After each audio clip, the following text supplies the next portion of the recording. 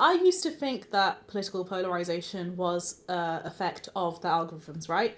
And obviously, I'm not denying the existence of echo chambers. Obviously, people do follow people with similar worldviews to them.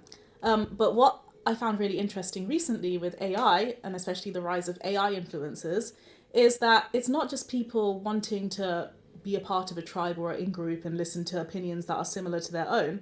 I've now seen lots of videos of clearly AI influencers who, like, there's this granny on Instagram, for example, who like spits facts, spits You like didn't realize that was feminist talk. AI I didn't until at I first pointed out to either. you. Yeah, it's a really convincing. Oh, it's a shocking video. Old woman saying things about like modern dating, right?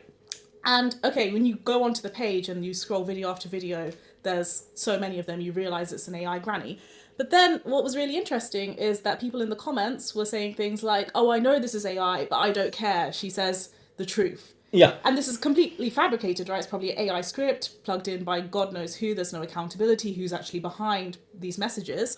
And now I've just come to realize that it's not even about like living in a social media echo chamber. People are locking themselves in a cage where they only want to hear things that they agree with. And this is where I think here in this podcast, we're trying, well, we don't outwardly declare any like political affiliations or what we like a left, right, this, that ideological split, because what's lacking in the world now is people being exposed to views that contradict what they think. Half of what I say on this podcast, I probably disagree with myself, but it's about having those discussions and hearing ideas that you are not always agreeing with, and people have become really allergic to that. What do you think? Also, is the influencer bubble bursting now as well? Maybe.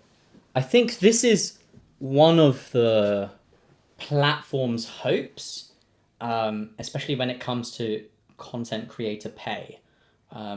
I know a lot of people on YouTube are worried that the platforms want to replace the content creators with AI slop, things that people will watch that don't require an actual person to create. I mean, at this point, people are currently creating AI slop, but at some point, it will just be auto-generating AI slop. Like I think Vibes is that. It just auto-generates AI slop. This is Instagram's AI slop app. Oh, okay.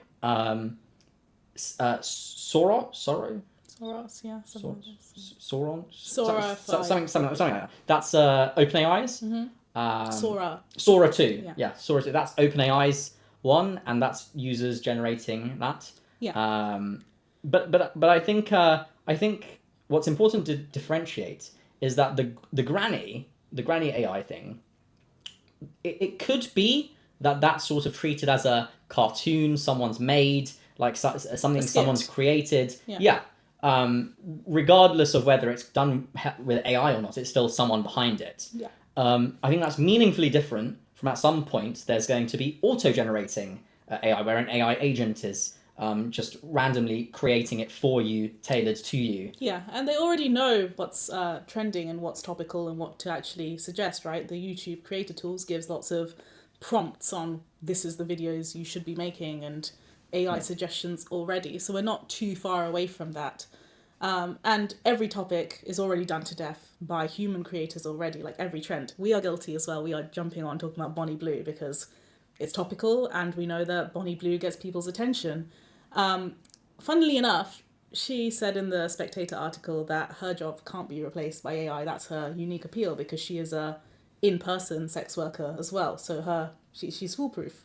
You can't, like, people have made fake videos of her, but her core earning is from the provocative work she's doing in real life, not from what they see online. Which can certainly be faked with AI, I assume, or at some point If it is verifiable. She makes money from her viewers and her subscribers. She doesn't make money from the people who turn up to her escapades. But people know that her escapades are genuine, right? And they're not AI, and that has a kind of like authentic shock value. Anyone can make a shocking pornographic AI video, but it doesn't have the same worth if you know it's fake. Whereas a real person doing these outrageous things has so much more value. Hence the moral outrage, hence women coming out, men coming out, all of this.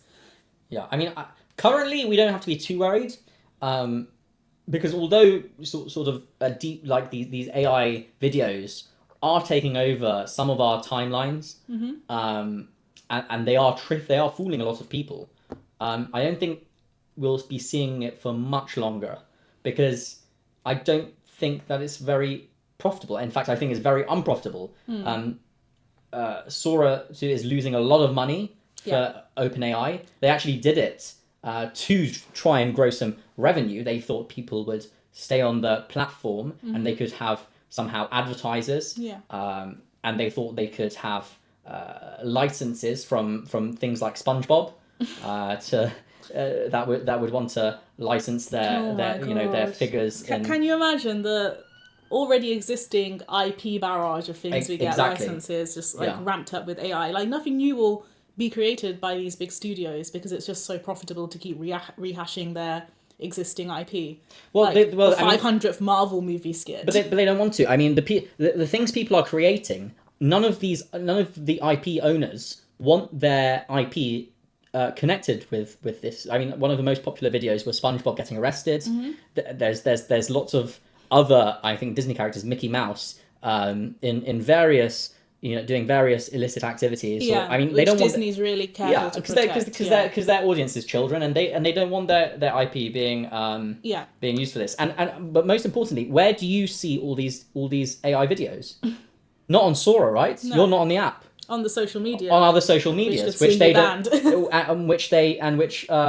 doesn't get any revenue from, and which advertise. So this isn't sustainable at all. So it's probably gonna shut down. Which brings up a good point with tying back to the social media ban for Australian kids. Yeah. That the AI websites have not been banned, the AI platforms are not banned, and neither is gaming. So they will be exposed to social media content. They'll probably see a huge rise in these. By AI platforms, do you mean like ChatGPT? Yes, and like they're not social media strictly yet, but they're definitely ramping up to be something, right? And even if they aren't social media yet, we do see a lot of psychosis, ChatGPT induced psychosis. So that's not exactly healthy either, for the most part.